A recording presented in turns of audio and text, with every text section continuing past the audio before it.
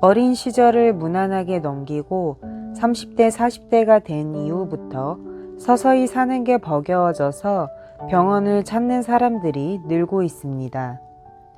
사회에 적응하기가 너무 힘들고 사는 게 버겁다는 느낌이 들자 도대체 왜 이러는지 그 답을 발달장애에서 찾으려고 하는 것입니다.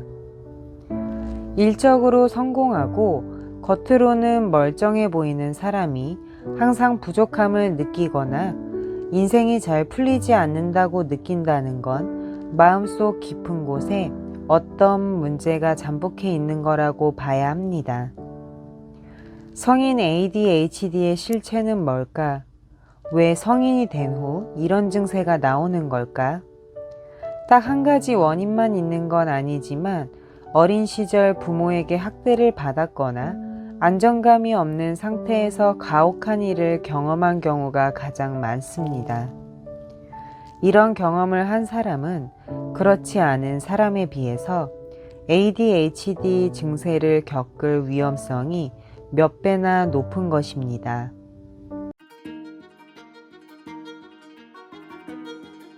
분위기를 파악하지 못하는 것은 비언어적 사인이나 주변 사람들의 기분을 잘 파악하지 못하는 것인데, 이는 의학적으로도 사회적 커뮤니케이션에 문제가 있다는 뜻입니다. 우리는 말로 표현할 수 없는 미묘한 뉘앙스를 표정이나 눈의 움직임, 몸짓, 목소리 톤 같은 것으로 드러냅니다. 이것을 정확하게 읽으면 상대방의 기분과 의도를 알 수 있는 것입니다. 이것은 언변이 뛰어난 것과는 별도의 능력입니다. 말의 기교가 아무리 뛰어나도 언어 구사 능력이 아무리 좋아도 커뮤니케이션 능력과 직결되는 건 아닙니다.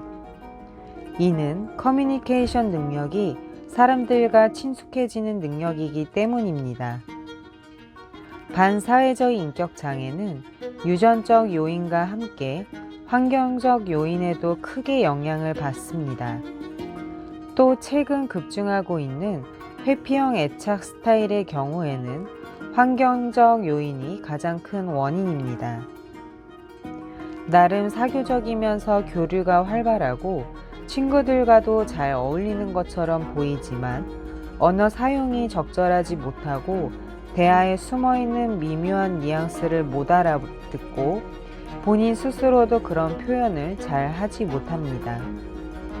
이런 케이스가 바로 그레이존에 해당하는 사람들입니다.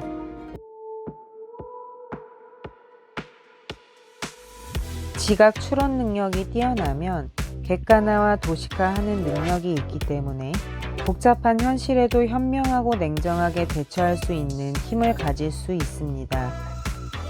물론 모든 일은 지나치면 반드시 폐해가 있기 마련이라 이 능력이 너무 뛰어나면 그에 따른 단점도 생깁니다. 객관화하는 능력이 지나쳐 사소하거나 감정적인 일에 공감하는 능력이 부족하다는 점이 바로 그것입니다. 이들은 어차피 모두가 타인이다. 본인 일은 본인이 감당해야 한다는 냉정한 태도로 빈축을 사기도 합니다. 지각 추론 능력이 높은 사람들은 강박적인 성향도 있어서 해야 한다는 규칙을 관계에서도 적용하는 경우가 많습니다.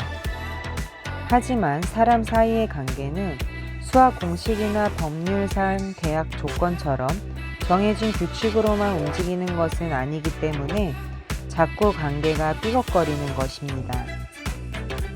이들은 심리 상담을 통해 먼저 자신의 특징을 인식하고 상대방의 입장에서 상황을 바라보는 능력을 키우기 위해 노력해야 합니다. 공부를 힘들어하는 경우에도 그 유형은 여러 가지인데 크게 5가지 정도로 생각해 볼 수 있습니다.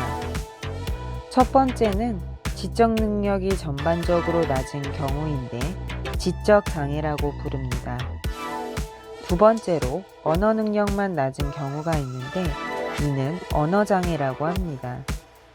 수학은 잘하는데 국어나 사회 과목에서 젬병인 경우 말을 더듬거리는 경우에 의심해 볼 수 있습니다.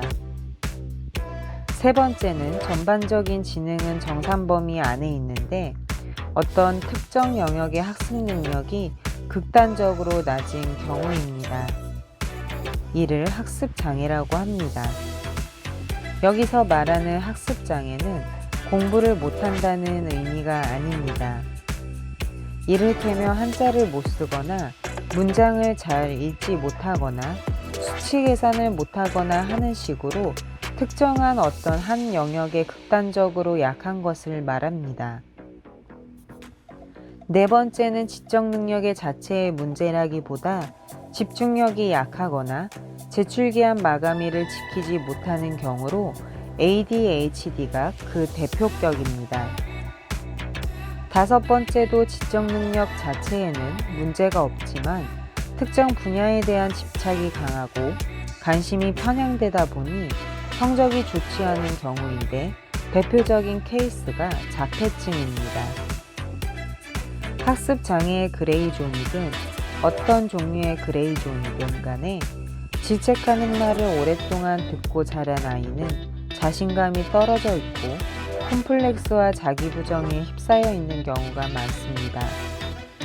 그러면 충분히 잘할 수 있는 것도 잘 못하게 됩니다. 두려움이 앞서서 자신감이 떨어졌기 때문입니다.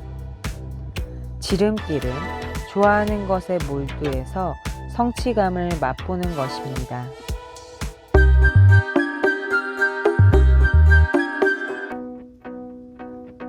심리적으로 살기 힘들다고 느끼는 사람들의 경우에는 애착장애를 품고 있는 경우가 상당히 많다는 것입니다.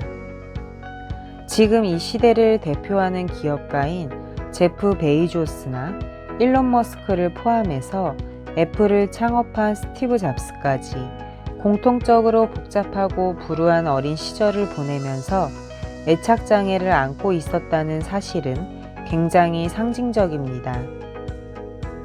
지금도 많은 사람들이 애착 문제로 괴로워하고 있기 때문에 고통을 삶의 에너지로 바꿔서 살아간 이들의 이야기는 오히려 중요한 메시지를 던져주고 있는 건 아닐까 생각해 봅니다.